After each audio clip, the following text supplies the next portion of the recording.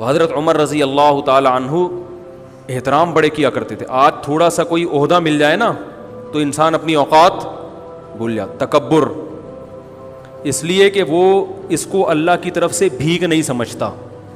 جس کو کوئی چیز بھیک میں ملی ہوتی ہے تو وہ کبھی بھی اتراتا نہیں. دیکھو آپ کے پاس کچھ بھی نہیں تھا پہننے کے لیے, بھکاری بن کے کسی کے در پہ گئے, سیٹھ صاحب نے آپ کو ایک ٹائی دے دی, 3 پیس سوٹ دے دیا, بنیان دے دیا ہے بھائی, اور شیمپو دے دیا کہ نہا لو. نہا کے آپ نے ٹائی وائی پہنی, اب آپ اسی کے سامنے اکڑ رہے ہو اور لوگوں کو یوں کر کے دکھا رہے ہو, تو وہ بولے گا بھائی میں نے دی ہے, واپس لے لوں گا میں. تو جو چیز بھیک میں ملی ہوتی ہے انسان اس پہ اکڑتا نہیں, اور جو اپنے پیسوں سے خریدی ہوتی ہے اس پہ اکڑتا ہے. خود گئے طارق روڈ میں شاپنگ کی آپ نے, اپنی تنخواہ میں سے, آپ کو تنخواہ ملی تھی, اچھی تنخواہ ہے آپ کی, وہاں سے 3 پیس سوٹ ٹائی پہن کے آئے, اپنی گاڑی میں بیٹھے, پھر آپ ایسے ایسے کر کے گھوم رہے ہیں. کوئی شرمندہ نہیں کرے گا آپ کو, بولے گا بھائی السلام علیکم, اللہ نے آپ کو دیا ہے. تو اللہ کہہ رہے ہیں یہ جو تمہاری اپنی چیزیں یہ بھی اپنی نہیں ہیں, یہ سب میں نے دی ہیں.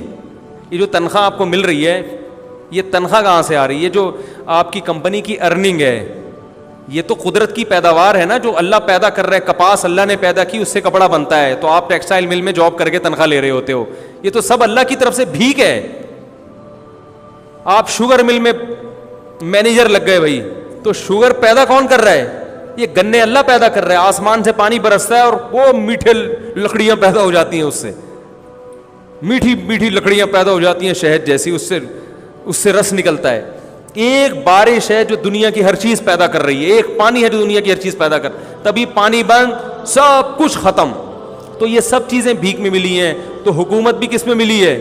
بھیک میں. تو حضرت عمر جانتے تھے کہ مجھے جو حکومت ملی ہے کس میں؟ اللہ نے بھیک میں دی ہے, یہ میرا کمال نہیں ہے. تو لہذا بڑوں کا احترام کرتے تھے. حضرت خولہ بنت ثعلبہ رضی اللہ تعالیٰ عنہ کا بڑا دلچسپ واقعہ ہے. حضرت خولہ بنت ثعلبہ جو تھیں, ان کے شوہر نے ان سے زہار کیا. زہار کہتے ہیں کہ انتی علیہ کظہر امی, بیوی کو اپنے ماں کے کسی محترم عضو سے تشبیہ دے دینا کہ تم مجھ پر ایسے ہو جیسے میری ماں کی طرح ہو. تو عرب میں یہ الفاظ طلاق کے سمجھے جاتے تھے. تو جب ان کے شوہر نے یہ الفاظ کہے تو یہ پریشان ہو گئے کہ طلاق ہوئی ہے کہ نہیں ہوئی ہے. نبی صلی اللہ علیہ وسلم کے پاس آئیں, فتح مکہ کے بعد کا واقعہ یہ. عرض کیا یا رسول اللہ, کیا میں اپنے شوہر پہ حرام ہو گئی؟ آپ نے فرمایا حرام ہو گئی. وہ بار بار اللہ کی طرف دیکھتی کہ اللہ کوئی صورت پیدا کر دے. چھوٹے چھوٹے بچے بھی تھے, شوہر سے بہت محبت بھی تھی. پھر جاتی ہیں, پھر واپس آتی ہیں, یا رسول اللہ.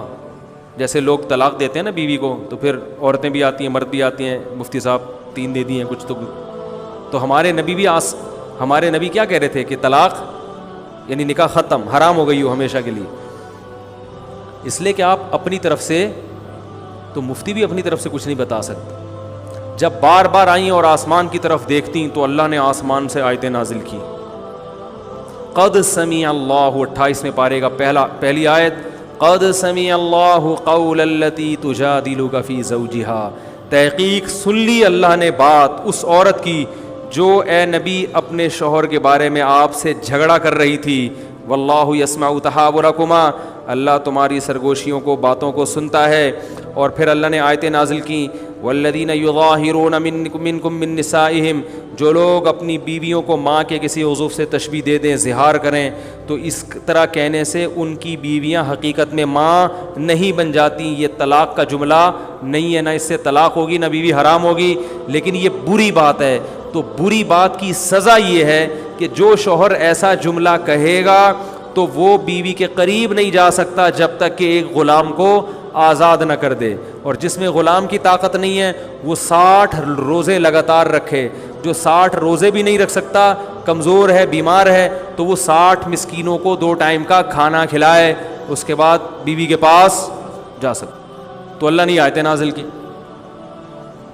کیا خیال ہے بھائی؟ اب آیتیں نازل ہونے کا آپشن, اس لیے 3 طلاقیں دیں تو وہیں بیٹھ کے بس سمجھ جائے گا کہ بیوی حرام ہو گئی ہے, ٹھیک ہے نا. اب آگے مفتی کو تنگ نہیں کوئی گنجائش, پھر ادھر سے آگے فتوے آج کل مارکیٹ میں اویلیبل. اور میں بتاتا ہوں اہل حدیث علماء کا میں احترام کرتا ہوں, لیکن 3 طلاق کے مسئلے میں ان کی رائے 100% غلط ہے, بالکل قرآن و حدیث سے متصادم, اجماع امت کے خلاف ہے. اس لیے ان کے فتویٰ سے بیوی حلال نہیں ہوگی. خود اہل حدیث کے لیے بھی اس فتوے پر عمل کرنا جائز نہیں ہے.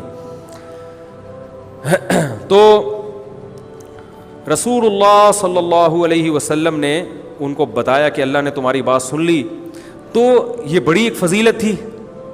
یہ حضرت عمر کے دور حکومت میں یہ بوڑھی ہو چکی تھیں, خولہ بنت ثعلبہ جو ہے نا, ظاہر ہے وقت گزر گیا تھا, بوڑھی ہو چکی تھی.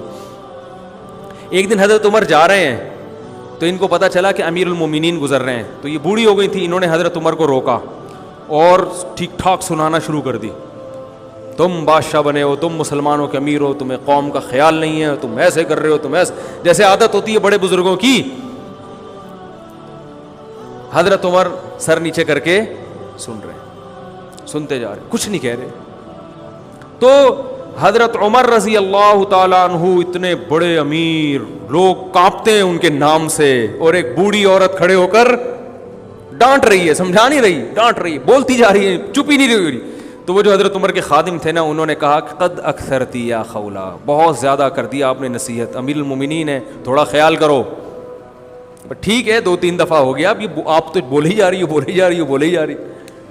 حضرت عمر نے ان کو خاموش کرا دیا, اپنے خادم کو. فرمایا کہ اگر یہ عشاء کے بعد کا یہ واقعہ ہے, فرمایا اگر یہ عشاء کے بعد سے فجر تک بھی مجھے کہتی رہے گی تو عمر اس کی بات سنتا رہے گا, کیونکہ یہ وہ عورت ہے جس کی بات کو اللہ نے آسمانوں پہ سنا ہے.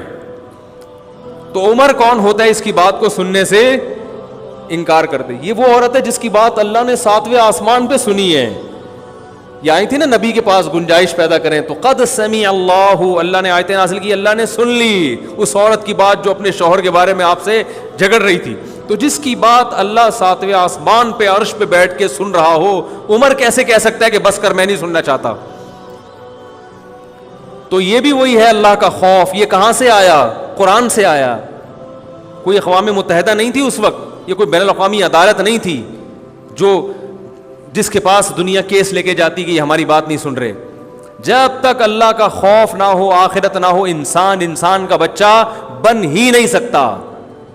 اور دنیا میں ظلم ہوتا رہے گا, اور اپنے اوپر بھی انسان ظلم کرتا رہے گا, اپنے اوپر بھی.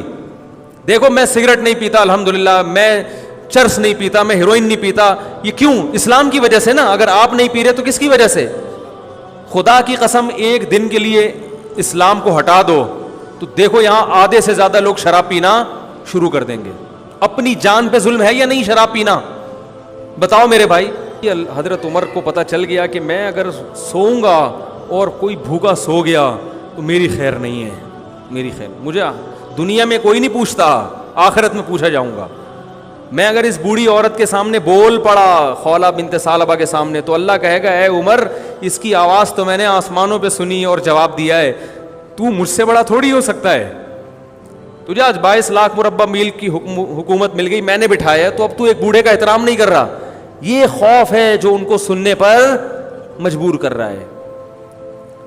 تو صرف اسلام, صرف دین ہی نجات کا راستہ ہے میرے بھائی, اور آپ کی زندگی میں سکون اور اطمینان بھی صرف اسی لائن میں ہے, اس کے علاوہ سب بکواس ہے.